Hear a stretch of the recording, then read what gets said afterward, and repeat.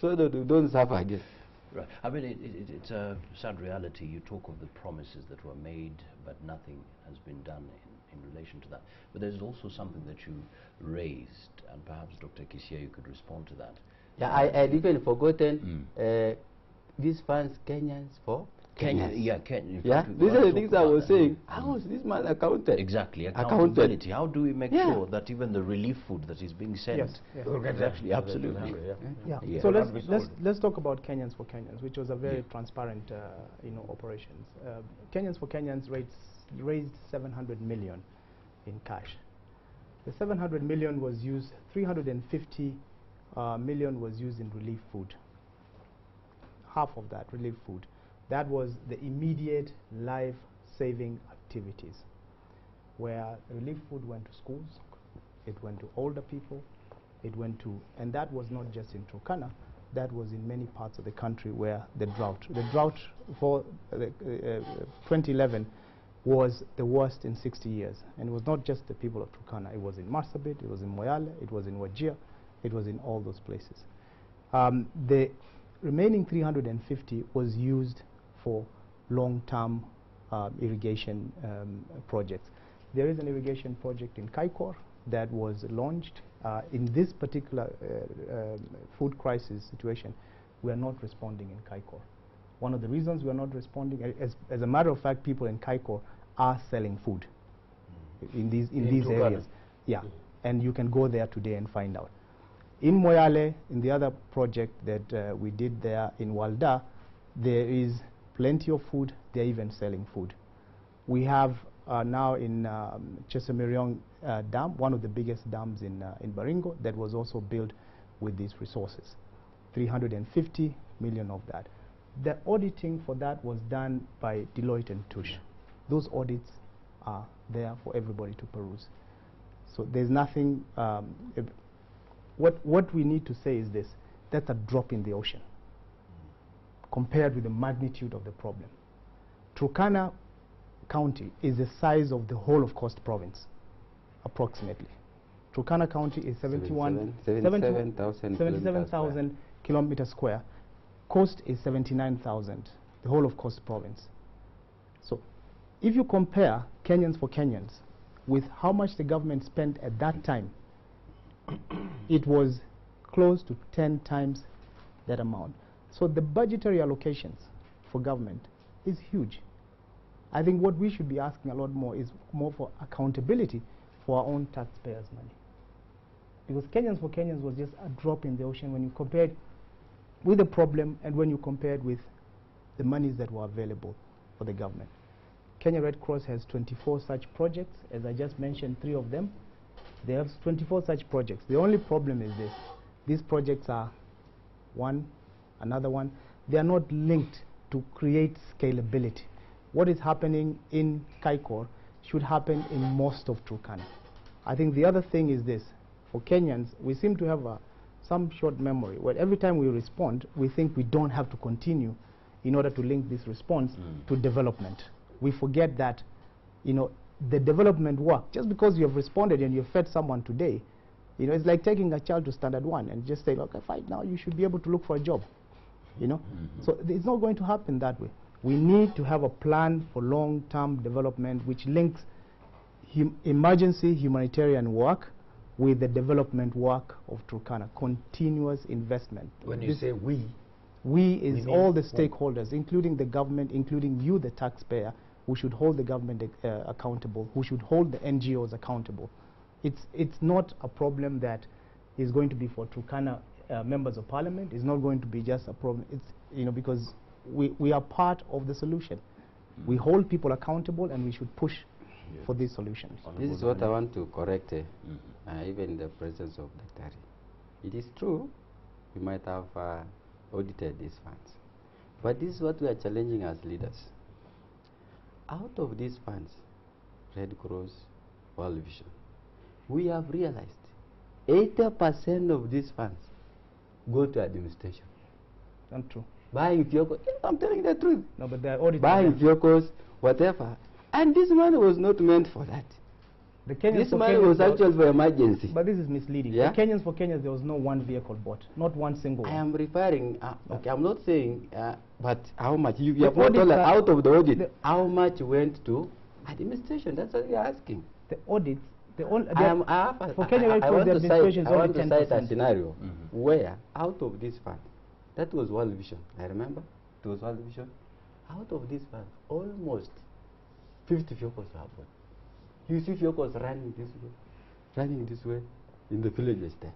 I can't speak for World Vision. Yeah. Like what I can tell you is this. But I'm a leader. No donor. I'm a leader. One thing that we are questioning here, there's no out donor. of the funds we get, how much of these funds go directly to the bleeding problem? Yeah, but you're making baseless accusations. There's no leader, there's no donor who will allow their money to be used that. There's no donor who will allow that. Which donor will allow that? If you're familiar with humanitarian... You know, donors don't come here. Wait. Most donors will not allow even more than 10%. They are misled. Yeah. I just want to add on this discussion about the accountability and how much goes to the target beneficiaries, who are the people dying of hunger. As Dr. has said, Turkana is almost the same as Coast Province. It means it has a large area, and it was the hard hit by that particular drought then. But if you said you have 24 projects which were actually funded by Kenya for Kenyans. No, they were not all funded. There's only 3 that were funded by Kenyans for Kenya. 24 are funded by their ongoing projects. Let's be correct. Let's what is the magnitude of these projects? Because Turkana being they are in different parts of the country. Yes. Turkana, I said there was one project that was there, and it was agreed with the stakeholders. We don't do anything that we don't agree with the people who give out the money. We're only a conduit. We're only a conduit. The money is not ours, so we don't do anything that... Yes, but if you look at 350 million, divided by 3 projects, how much, let's say we are doing equally, how much is that per project? Yeah, because even as we have worked on projects and, a project worth maybe 175 million can be a project for 2 years. Let me tell you the efficiencies that we have. Yes. Today, in Mwingi, we are doing a project with 50 million. Yes. The government is doing the same project with 300 million. One of the reasons why donors keep coming back to us is because they have worked out the efficiencies. It's not for nothing that they come and say, look, can you do this project for us? It's because they've worked out the efficiencies. We are very transparent, and as I told you, the audited accounts for this are with, and that's for this same problem, so that we don't have gaps in information. We asked Deloitte and Touche from the start, including auditing where the food is going, and including going to make sure that the food was delivered at the same place. They had the auditors all out of there. So I think we need to make statements based on factual, just to use your statement, you have said there's a project you are doing in Kuala at 50 million.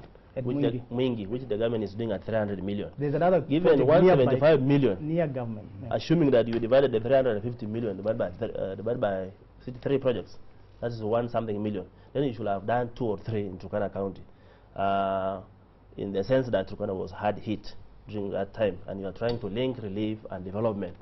And then what I've also discovered is that Turkana is used as a proposal, to solicit funds from donors, stakeholders, and other agencies. And but the benefits of that proposal does not come to Turkana. If it comes, but it's shared equally with others who are not part of the proposal. Why can the proposal get higher share than the rest who are maybe part of the proposal, but at the lower side? I think Kenyans for Kenya, if you want to talk about Kenyans for Kenyans, if a hungry child is in Turkana or is in Wajir, it's a hungry child. We need to recognize that.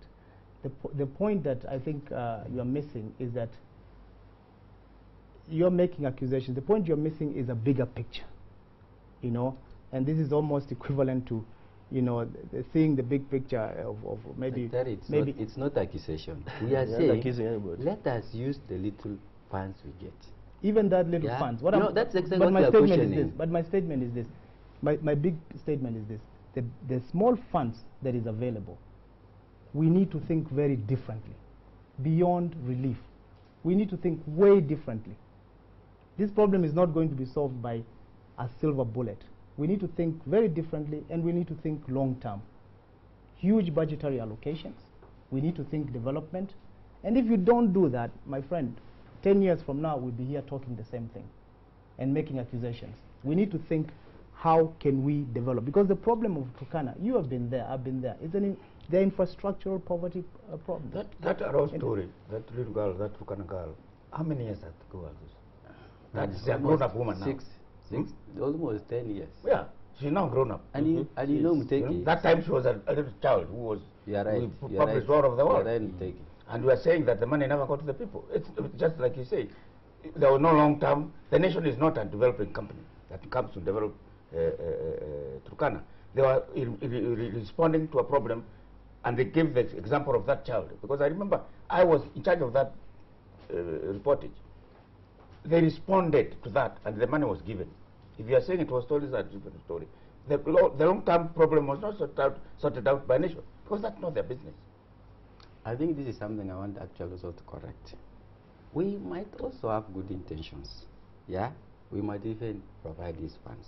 But I want to state a scenario that has happened here. There are some irrigation schemes that were funded by the government, but the contractors who are given this contract did shoddy work. Yeah. So these are things we are really saying. That even as leaders, what are you doing about it? Yeah. You can't come here and complain. If a job was done by contractors, can I say you have the leaders. Can I say you have leaders there. You have people who are, we have commissioners, we have chiefs, we have. These people are brought from Nairobi. But can I say something? These tenders are located here in Nairobi. But the one thing we just receive these people there as manna. We don't know them. We don't even see the contractor. When you come here, when you come to these officers who allocate these tenders, you are told, no, they won. This one was cheap. But whatever they are doing there. But Mheshimiwa, can we... this is robbing the dead. But can we attend to this? The fact that the two Mheshimiwas are members of parliament. You are part and parcel of government. Yeah. Whether you like it or not. And it's up to you to hold the government accountable. Yeah. The issue of development, the issue of protecting people, the issue of making sure that people don't die. This is the prime mandate of government. But you are part of that government. You are a member of parliament, and I think the rightful role would be to take this debate inside government and have this debate in a constructive manner. Because I think the moment we make frivolous accusations, they are populist. But in the long run, 4 or 5 years, whether you are the member of parliament or somebody else comes, we are talking about the same stuff. When I perform that duty of oversight, even to Red Cross, you say it is false accusation. When am I doing the right thing then? Have you read the audit report? No, you have not shown me, you have not shared the audit report. The problem that is there. The contractor. Yeah, the problem that is there, when you get this report, you stay with this report in Nairobi. You don't bring back to the people who are supposed to know. In this day, we only hear when we come. You are the representative of the people. In this day of technology, it's on the website. How much have you looked for that report in order to make this statement? Not only that, my worry is this, that you are saying people are given contracts to go and do projects in your district or your county. Yes. They do shoddy jobs. You don't hold them to account. You say they are brought from Nairobi, the contracts are done there. Where else would they have be done? Anyway, let me comment on the contractors doing the shoddy job. As being part of the government, because we are members of parliament, regardless of which party we come from, actually, some of us, the two of us are new members. This is our first time in the parliament and actually in the government. Last Saturday, personally and himself, there's a project which was started in my constituency 2 years ago. This project was supposed to last for 9 months, but it has taken 2 years to complete.